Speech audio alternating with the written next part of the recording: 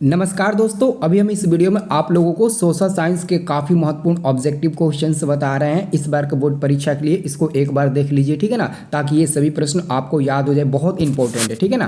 तो यहाँ पर आप लोग देख सकते हैं, पहला क्वेश्चन है, मेजनी का संबंध निम्नलिखित में से किस संगठन से था? तो कार्बोनरी संगठन, ऑप्शन नंबर डी हो जाएगा, ठीक है ना, पहला का आंसर।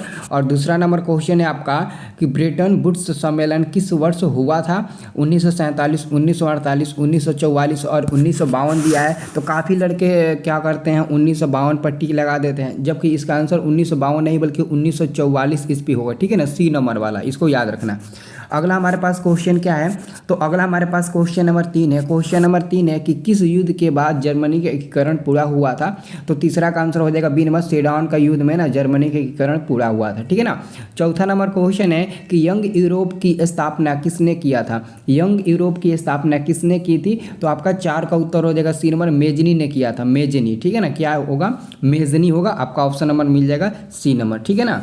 अगला क्वेश्चन की मैं बात करूं 5 नंबर, तो 5 नंबर क्वेश्चन है, भारतीय राष्ट्रीय कांग्रेस के प्रथम अध्यक्ष कौन थे? और आपको पता होगा कि भारतीय राष्ट्रीय कांग्रेस पार्टी जो है ना, ये सबसे मतलब कि पुराना पार्टी होता है और पुराना पार्टी है, और इसका स्थापना 1885 ईस्वी में हुआ था। और इसके प्रथम अध्यक्ष कौन थे?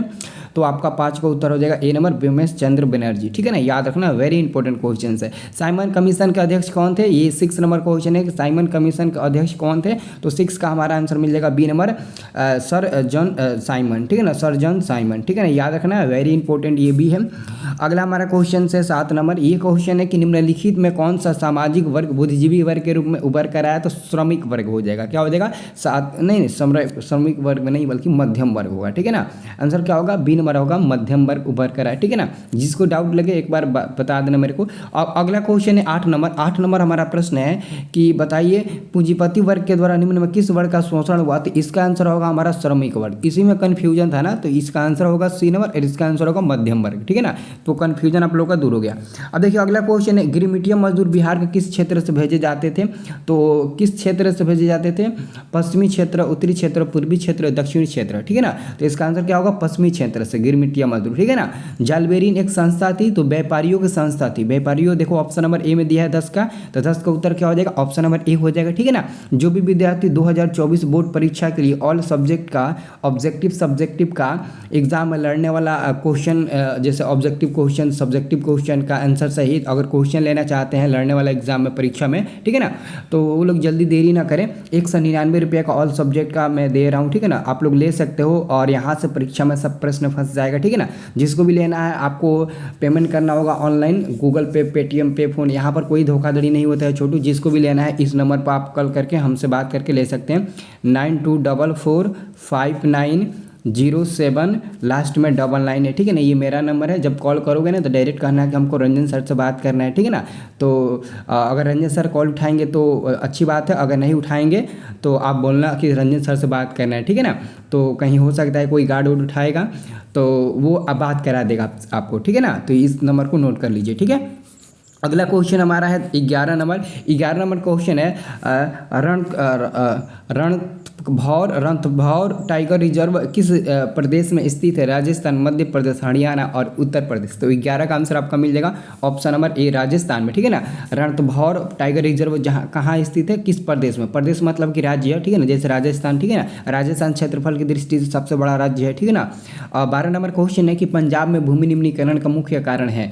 तो अधिक सिंचाई होगा। काफ़ी लड़के इसका वनोन्मूलन पर टिक लगाते हैं, लेकिन वनोन्मूलन नहीं होगा, वनोन्मूलन गलती हो जाएगा, अधिक सिंचाई हो जाएगा, ठीक है ना, याद रखना। अगला मैं क्वेश्चन की बात करूं तो देश के बांधों को किसने भारत का मंदिर कहा था? देश के बांधों को किसने भारत का मंदिर कहा था? तो बाबू पंडित नेहरू ने कहा था। किसने कहा था? पंडित नेहरू ने कहा था। तो आंसर आपका 13 का सी नंबर मिलेगा। 14 नंबर क्वेश्चन है कि कौन लौह अयस्क का एक प्रकार है? लौह अयस्क, बाबू लौह अयस्क का 2 प्रकार होता है, एक होता है हेमाटाइट और दूसरा होता है मैग्नेटाइट। लेकिन हेमाटाइट ही दिया है, मैग्नेटाइट नहीं दिया। 2 होता है लेकिन एक ही का नाम दिया है। और देखो डी नंबर में दिया है सभी। काफ़ी लड़के सभी पर भी टिक लगा देंगे, लेकिन ऐसा कि बिल्कुल मत करना, ठीक है ना। 2 होता है हेमाटाइट मैग्नेटाइट, बल्कि एक ही दिया है। सीमेंट उद्योग का सबसे कच्चा प्रमुख माल क्या है, तो बाबू चूना पत्थर हो जाएगा, ए नंबर मिल जाएगा 15 का। 15 का आंसर क्या होगा, ए नंबर हो जाएगा। 16 नंबर क्वेश्चन है, ताप विद्युत केंद्र का उदाहरण है, तो बरौनी। ताप विद्युत केंद्र का उदाहरण आपका बरौनी हो जाएगा। बिहार में बरौनी आप लोगों को पता है ना। अब देखिए अगला क्वेश्चन, बरौनी कहाँ है। 17 नंबर क्वेश्चन है कि निम्नलिखित में कौन सी खाद्यान्न फसल है। खाद्यान्न फसल समझते हो ना, खाद्यान्न फसल, हाँ ठीक है, बहुत बढ़िया। चावल आपका क्या हो जाएगा, खाद्यान्न फसल, और चावल एक प्रकार का खरीफ फसल भी है, ठीक है ना। अगला क्वेश्चन है, पक्की सड़कों की लंबाई की दृष्टि से प्रथम स्थान पर कौन सा राज्य है। तो बाबू आप लोगों ने महाराष्ट्र का नाम सुना होगा, जैसे पूना, मुंबई, ये सब उसी में ना, पूना, मुंबई, नागपुर, ये सब महाराष्ट्र में है। तो महाराष्ट्र में सड़कों की लंबाई काफ़ी लंबी लंबी होती है, काफ़ी चौड़ी चौड़ी होती है, ठीक है ना। हमारे गाँव देहात का एक लाइन जो होता है ना, एक लाइन ही होता है ना, वहाँ का समझ लो कि उसका 1% भी नहीं होता है, बहुत मतलब कि लंबा लंबा होता है, बहुत चौड़ा चौड़ा होता है, ठीक है ना। तो याद रखना। अगला मैं क्वेश्चन की बात करूँ, अगला क्वेश्चन हमारा 19 नंबर है कि किस वर्ष इंडियन एयरलाइंस को इंडियन नाम दिया गया था। किस वर्ष इंडियन एयरलाइंस को इंडियन नाम दिया गया, तो 19 का आपका करेक्ट आंसर हो जाएगा 2005 ईस्वी में, ठीक है ना। अगला क्वेश्चन, गंडक परियोजना का निर्माण किस राज्य के किस स्थान पर हुआ था, तो हम बिहार में वाल्मीकि नगर का नाम सुने हैं ना, तो वाल्मीकि नगर आपका उत्तर हो जाएगा, ठीक है ना। तो ये 20 प्रश्न मैंने आपको बताया। 20 प्रश्न में कितना प्रश्न आपको मतलब कि पहले से याद था, और ये वीडियो अच्छा लगे तो लाइक कमेंट जरूर करना, ठीक है ना। और बाबू आपका क्लास 22 तारीख से डिजिटल बोर्ड पर होगा, ठीक है ना, 22 तारीख से, ठीक है ना।